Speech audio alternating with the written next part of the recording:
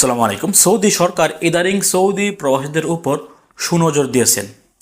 Saudi আরবে যে সকল প্রবাসীরা সবচেয়ে বেশি পরিশ্রম করেন বা যে সকল প্রবাসীরা সবচেয়ে বেশি কষ্টের কাজগুলো করে থাকেন, আপনাদের জন্য সৌদি সরকার বেশ কিছু নতুন আইন করেছেন বা নতুন নিয়ম করেছেন আপনাদের স্বার্থে। কথায় বলতে গেলে আমরা বলতে পারি যে সৌদি সরকার এখন প্রবাসীদের যে সমস্যাগুলো আছে তারা কিন্তু নিজেরাই এগুলা খুঁজে খুঁজে বের করে সমাধানের চেষ্টা করতেছেন। তো এটা কিন্তু নিঃসন্দেহে আমাদের মতো প্রবাসীদের জন্য ভালো একটি সংবাদ। যে সকল প্রবাসীরা বর্তমানে সৌদি আরবে কর্মরত আছেন এবং তারা সবচেয়ে বেশি পরিশ্রমের কাজগুলো করে থাকেন, আপনাদের জন্য সৌদি সরকার 4টি নতুন আইন করেছেন। আপনার বেতন আপনি ঠিকঠাক মতো পাবেন, আপনার ছুটি আপনি ঠিকঠাক মতো পাবেন, আপনি যখন তখন চাইলে আপনি আপনার কন্ট্রাক্ট বাতিল করতে পারবেন, কিংবা আপনি 1 বছর পর পর দেশে আসার টিকিট সহকারে 1 মাসের ছুটি পাবেন। এরকম কিছু আইন কিন্তু সৌদি সরকার চালু করেছেন বেশ কিছু প্রবাসীদের জন্য। এরকম প্রবাসীদের জন্য তারা এই নিয়মগুলি চালু করেছেন। এই প্রবাসীরা কোনো সময় নতুন আইন করলে বা নতুন কোনো সুযোগ সুবিধা দিলেও কিন্তু তারা এই সুযোগের আন্ডারে পড়তেন না। এখন কিন্তু তাদেরকে উদ্দেশ্য করে বা তাদের জন্য কিন্তু সৌদি সরকার নির্ধারিত বেশ কয়েকটি আইন করেছে। আসুন জেনে নিই কাদের জন্য এই সুবিধাগুলি সৌদি সরকার দিয়েছেন।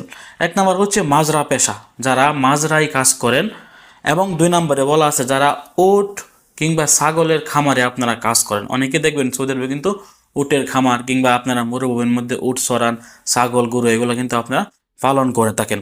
অথবা যদি আপনি বিভিন্ন ক্ষেতের মধ্যে কাজ করে থাকেন, অনেকে দেখবেন সৌদি আরবে কিন্তু যে উত্তরাঞ্চল আছে ওইখানে কিন্তু অনেক ফসলের চাষ করা হয়। অনেক বাংলাদেশি প্রবাসীরা কিন্তু এই ফসলি জমিতে কাজ করে থাকেন। তো এই সকল কাজগুলো যারা করে থাকেন তাদের জন্য সৌদি সরকার নতুন আইন করেছেন। আপনারা স্ক্রিনে দেখতে পাচ্ছেন, এখানে স্পষ্ট বলা আছে মাজরাই কাজ করেন যারা, ছাগল গরু কাজের সাথে আপনার সম্পৃক্ত আছে, কিংবা আপনি বিভিন্ন ক্ষেত খামারে কাজ করেন, আপনাদের জন্য কিন্তু এই আইনগুলা করা হয়েছে। এখানে বলা আছে তাদেরকে সপ্তাহে 1 দিন ছুটি দিতে হবে। এই সকল কাজ যারা করে থাকেন তারা কিন্তু কখনোই ছুটি পান না, তাদেরকে এখন থেকে সপ্তাহে 1 দিন ছুটি বাধ্যতামূলক দিতে হবে।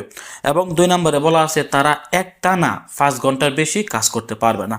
অর্থাৎ ধরেন আপনি দিনের মধ্যে 12 ঘন্টা কাজ করেন, এখন আপনি একটানা 12 ঘন্টা কাজ করতে পারবেন না যদি আপনারা এই পেশার মধ্যে কাজগুলি করে থাকেন। আপনাকে সর্বোচ্চ একটানা 5 ঘন্টা কাজ করতে হবে। 5 ঘন্টা কাজ করার পর আপনার মালিক আপনাকে 1 ঘন্টা কিংবা তারও বেশি রেস্ট কিংবা আপনাকে জিরিয়ে নেওয়ার সুযোগ দিতে হবে। একটানা 5 ঘন্টার বেশি আপনাকে কখনোই তারা কাজ করাতে পারবে না।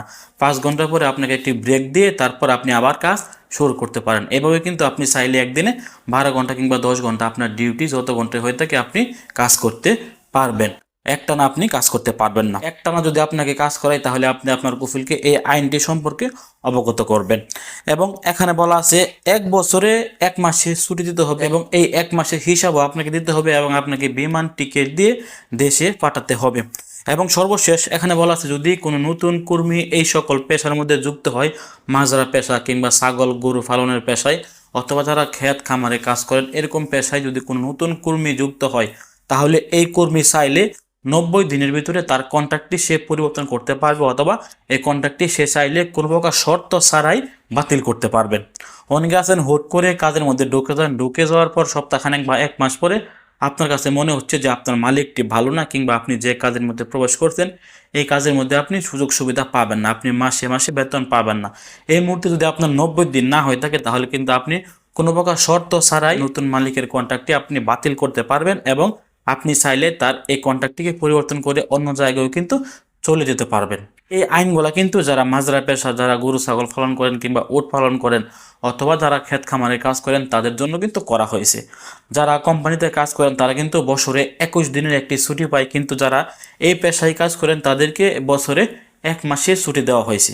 অর্থাৎ আপনার কফিল কিংবা আপনার মালিক আপনাকে 1 মাসের ছুটি বাধ্যতামূলক বছরে একবার দিতে হবে এবং তার সাথে হিসাব টিকেট সবকিছু দিতে হবে। তো ভিডিওটি সর্বোচ্চ শেয়ার করে সবাইকে জানিয়ে দেওয়ার চেষ্টা করবেন যে কোনো সৌদি প্রবাসীরা যদি এই পেশায় যুক্ত হয়ে থাকেন তাহলে তাদেরকে এই সুবিধাগুলো এখন থেকে তাদের মালিক বাধ্যতামূলক দিয়ে যাবেন। এখন আমাদের কফিল কিংবা আমাদের মালিকরা এই আইনগুলা মানে কিনা এটা কিন্তু এখন দেখার বিষয়। ভালো থাকুন, সুস্থ থাকুন। সৌদি আরবের সকল প্রকার আপডেট তথ্য পেতে দূরপ্রবাসের সঙ্গে থাকুন। আসসালামু আলাইকুম।